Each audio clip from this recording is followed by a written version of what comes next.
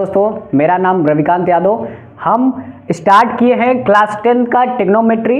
इसमें हमने basic plus examples plus इसमें 8.1 का हमने सीरीज चालू किया है, जिसमें से हमने 1 से 5 तक के क्वेश्चन सारे करा दिए हैं। ठीक है, आज हम स्टार्ट करने वाले हैं क्वेश्चन नंबर 6 की बात करेंगे और हमने क्वेश्चन भी ब्लैक बोर्ड पे लिख दिया है क्योंकि देखने में आपको आसानी लगे। ठीक है, पहले आइए इसको पढ़ लेते हैं, उसके बाद देखेंगे क्वेश्चन में क्या बोला है।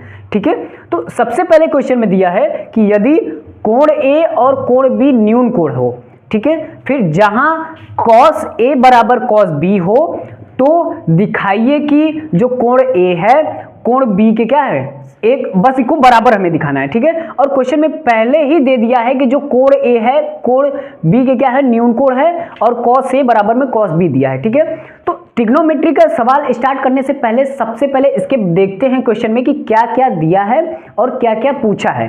ठीक है, तो हमें बस दिया है यहाँ पे cos A बराबर cos B और हमें दिखाना क्या है कि कोण A बराबर में कोण B। ठीक है, तो उसके लिए सबसे पहले हम एक फिगर बनाएंगे। ठीक है, तो यहाँ पे बस बराबर पहले दिखाएंगे कि cos A बराबर cos B, तो cos का हम यहाँ फार्मूला लगाएंगे। फार्मूला लगाने से पहले हम 3 चीजों की बातें याद रखेंगे, पहला लंब, दूसरा कर्ण, तीसरा आधार, और उसको ज्ञात करने के लिए सबसे पहले हम समकोण त्रिभुज का एक फिगर बनाएंगे। उसके बाद उसका पर्टिकुलरली सबका नाम देंगे, कहाँ पे लंब होता है, कहाँ पे कर्ण होता है, कहाँ पे आधार होगा। उसके अनुसार फिर हम cos का फार्मूला लगाएंगे, उसके बाद उस पर मान रख देंगे दोनों का बराबर, उसके बाद सॉल्व करने पर वही हमारा फाइनल सोल्यूशन होगा। ठीक है, तो आइए सबसे पहले हम क्या करेंगे, सबसे पहले हम फिगर बनाते हैं। ठीक है, तो सबसे पहले फिगर क्या होगा, हम पहले तो देखो 2 फिगर बनाएंगे। क्यों 2 फिगर बनाएंगे, क्योंकि इसमें हमें A के सापेक्ष एक बार बोला है, एक बार B के सापेक्ष बोला है। ठीक है, तो A के सापेक्ष यहां अगर हम बनाएं, यहां से हम 2 फिगर बनेगा, एक यहां बनेगा और एक यहां। ठीक है, मान लीजिए हमने 2 फिगर बना लिया और सबका एक नंबरिंग कर दे, जैसे इसका नाम A, इसका नाम B और इसका नाम C है। ठीक है, इसका भी हमने नाम A, इसका भी नाम B और इसका नाम C दे दिया हमें।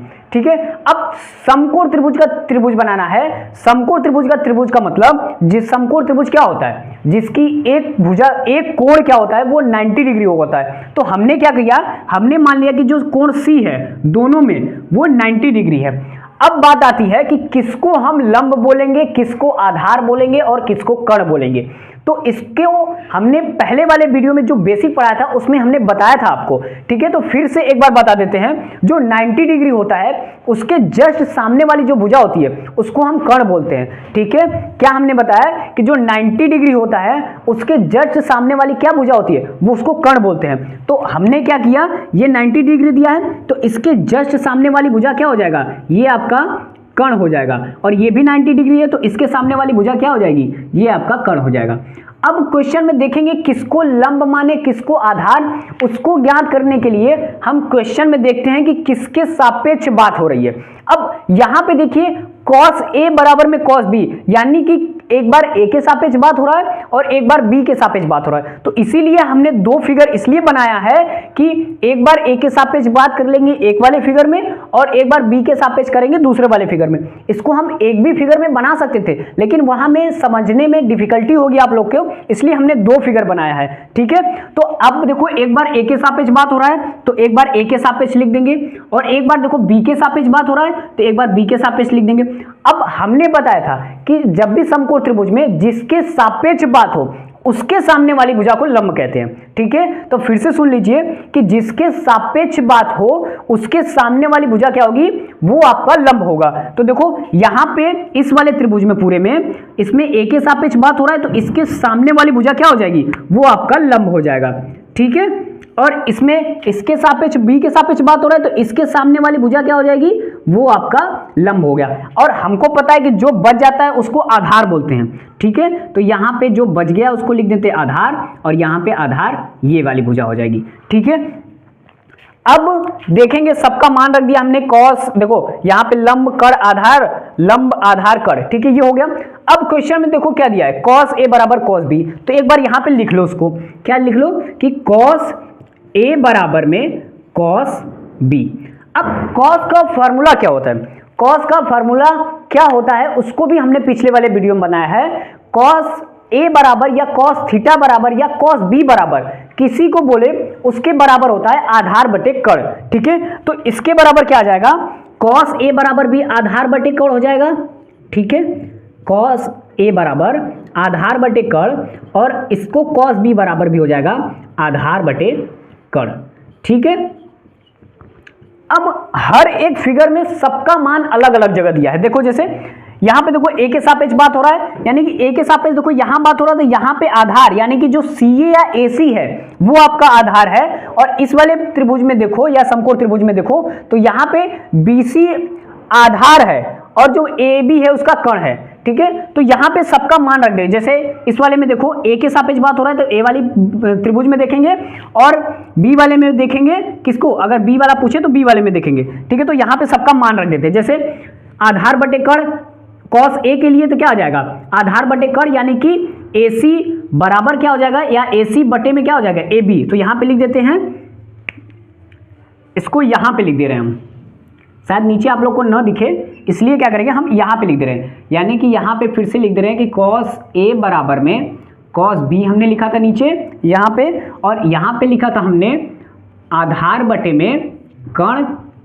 ठीक है। यहां भी आ जाएगा कॉस बराबर में होता है, आप जानते हैं कि आधार बटे कर्ण, ठीक है। अब देखो ए के सापेक्ष जहां बात हो रहा है वहां पे आधार के नीचे क्या है, देखो इसका मान क्या दिया है AC दिया है, तो ये हो गया AC बटे में जो कर्ण कितना है वो आपका AB है, तो हमने AB लिख दिया।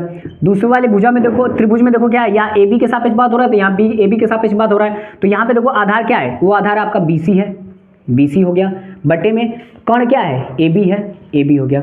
अब देखो यहाँ पे कि क्या दिया है, यहाँ पे हमने लिख दिया कि AC बटे में AB और यहाँ पे लिख दिया BC बटे में AB।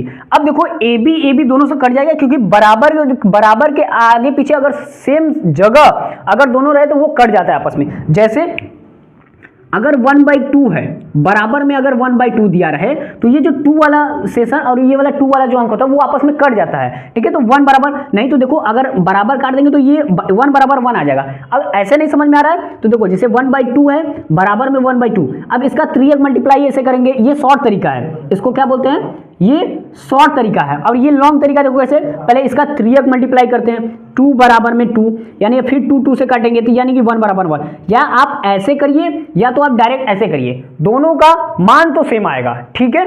तो इसको इरेज करके हम बताते हैं क्या करेंगे। अब क्या करेंगे, AB से काट देंगे, या AB से AB कट गया, बचा क्या आपका AC बराबर में BC। अब क्या बच गया, देखो आपका क्या आ गया AC बराबर में BC।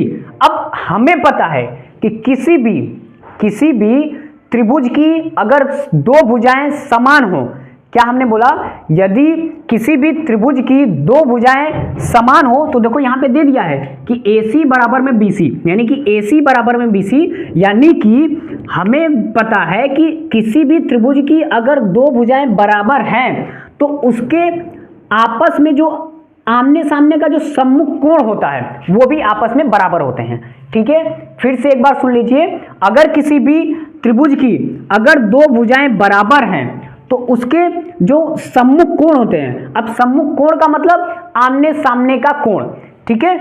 यदि किसी भी त्रिभुज की अगर दो भुजाएं बराबर हो तो उसका जो सम्मुख कोण होगा वो भी आपस में बराबर होगा। तो यहां पे लिख देंगे कि जब त्रिभुज की दो भुजा आपस में समान है तो सम्मुख कोण आपस में बराबर होते हैं।